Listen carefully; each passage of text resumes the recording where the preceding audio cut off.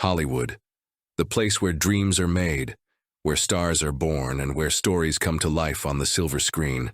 But beneath the glitz and glamour lies a shadow, a quiet exodus, a shifting landscape, and an industry bleeding out of its historic epicenter. What if the heart of cinema is no longer in Hollywood? What's really driving the industry's slow crumble, its disappearance from the city that once defined global entertainment? For decades, Hollywood was the world's capital of filmmaking. But with that prestige came a price. The infrastructure, massive sound stages, orchestras, effects houses, all costly. Producing a movie in Los Angeles isn't just expensive, it's an economic gamble. Union wages, residual payments, labor contracts, the costs escalate year after year. Hollywood's union-driven industry is a double-edged sword. It guarantees high wages for workers, but it also pushes expenses to levels that many productions can no longer afford. Meanwhile, countries and states around the world are smirking. They're offering what Hollywood can't match: massive tax rebates, low-cost labor, and ready-made infrastructures. The UK, for example, offers up to 30% rebate on production costs. Canada, Eastern Europe, Australia, they're all competing for Hollywood's dollars. It's cheaper to plant the Hollywood facade in a European country than in Los Angeles. Studios are outsourcing production, filming in one country, editing elsewhere, and finalizing in yet another, all to save money. Technology has shattered the need for Hollywood's giant studios. Filmmakers can now work remotely, collaborating across borders with a few clicks. What used to require expensive facilities, orchestras, sound stages, editing suites, can now be done in a home office, thousands of miles away. This shift isn't just convenience, it's necessity.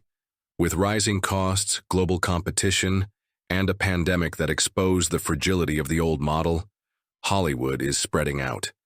The industry is decentralizing, no longer tethered to a single location. It's not just about leaving LA. It's about finding the cheapest, most advantageous places to produce. Countries and states pay huge sums to lure filmmakers, sometimes up to 30% rebates. This incentivizes executives to shoot in countries where labor is cheaper, and union rules are lax or non-existent. Even the music scores, visual effects, and post-production are no longer exclusive to Hollywood. Orchestra recordings happen in London, Prague, or Nashville. Effects work is sent to Asia or Eastern Europe. In some cases, entire films are assembled overseas, with Hollywood only involved at the end, often to add a veneer of prestige. Here's the dark truth. As money migrates, so do jobs. Hundreds of thousands of them. Set builders, costume designers, camera crews, makeup artists, musicians. Many are left behind, out of work because the industry is no longer anchored in Hollywood's physical spaces. And it's not just the physical jobs. The very soul of Hollywood is changing. The stories that once defined an era, the craftsmanship, the talent. Many are now scattered across the globe, chasing cheaper production centers and better incentives. Add to this equation the rise of streaming giants like Netflix, Amazon, and Disney+. They've upended the traditional model. No longer are big theatrical releases the main revenue driver. Instead, content is king, produced quickly, cheaply, and targeted for a global audience. And here's the paradox. Big-budget Hollywood tentpoles are now less essential. Smaller, inexpensive indie movies, often with more artistic weight, struggle to find funding.